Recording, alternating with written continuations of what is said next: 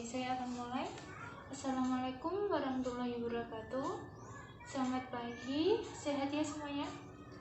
Sebelum kita mulai, pertama-tama marilah kita haturkan puji syukur kita kepada Allah atas hikmatnya sehingga kita dapat berkumpul di acara yang berbahagia ini. Sebelumnya, perkenalkan nama saya Ananda Safia Rahma. Pada kesempatan hari ini, saya akan memimpin jalannya brainstorming sebagai pemimpin dan juga moderator. Nah, sebelum brainstorming dimulai, mari kita berdoa bersama-sama agar pertemuan hari ini dapat berjalan dengan lancar dan juga diberkahi oleh Allah. Berdoa mulai. Alhamdulillah.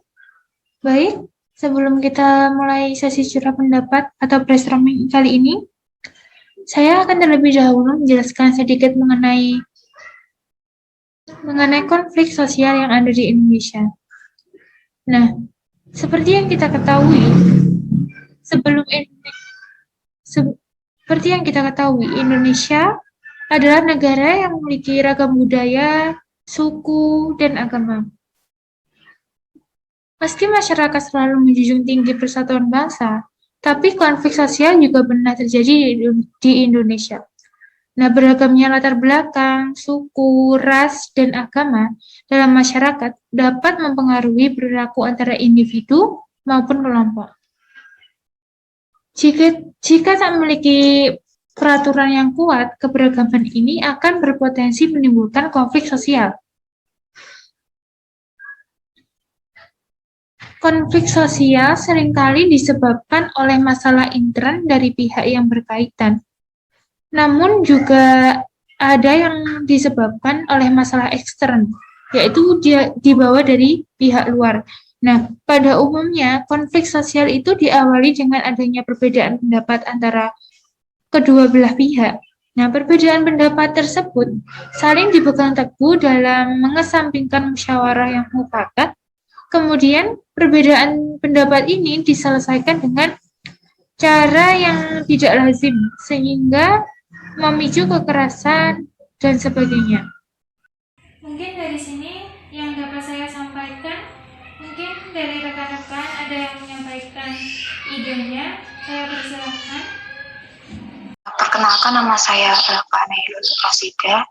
Kalau dari saya, faktor-faktor yang menyebabkan konflik sosial yang ada di Indonesia itu kurang lebih ada dua. Yang pertama, perbedaan antar perorangan, itu seperti adanya perbedaan perasaan atau pendapat. Kemudian yang kedua itu perbedaan kebudayaan. Yang pertama, perbedaan antar perorangan. Di sini, lantas mengapa perbedaan individu dapat menyebabkan terjadinya konflik sosial? Seorang itu tidak mungkin akan selalu sependapat dengan individu yang lain. Nah, contohnya, perbedaan individu yang biasanya terjadi adalah adanya perbedaan pendapat dalam diskusi kelas. Nah, ini contohnya. Kemudian ketika dalam menyampaikan presentasi di depan kelas, tentu ada teman-teman sekelas yang tidak sependapat dengan apa yang kita sampaikan. Selain contoh tersebut, contoh lain yang mencerminkan perbedaan individu adalah ketika kita mengikuti rapat atau menjalankan suatu kegiatan tertentu bersama orang lain. Kemudian yang kedua, perbedaan kebudayaan. Nah, perbedaan kebudayaan yang ada di masyarakat ini pasti akan berpengaruh pada pola pemikiran dan tingkah. Ditambah lagi, tidak adanya rasa saling menghormati di antara anggota masyarakat tersebut. Contohnya, perbedaan kebudayaan yang menyebabkan terjadinya konflik sosial adalah seseorang yang dibesarkan pada lingkungan yang individualis, kemudian dihadapkan pada lingkungan kelompok yang bersifat sosial, pasti itu juga sulit. Nah, tentu ia akan mengalami kesulitan jika ia ditunjuk sebagai pembuat kebijakan kelompok misalkan.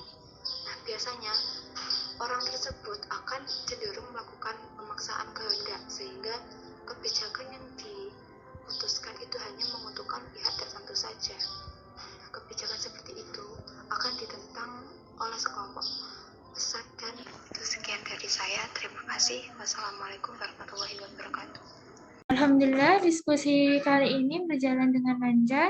Terima kasih kepada audiens yang sudah memberikan tanggapannya. Baik, saya akan menyampaikan hasil dari diskusi tadi. Salah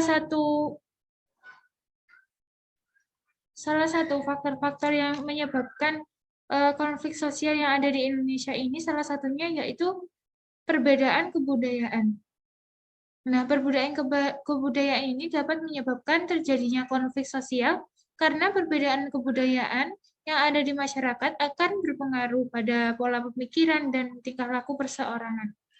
Ditambah lagi tidak adanya rasa saling menghormati di antara anggota masyarakat. Lalu perbedaan individu. Nah, perbedaan individu ini menyebabkan konflik yang meliputi perbedaan pendirian, perasaan, dan pendapat.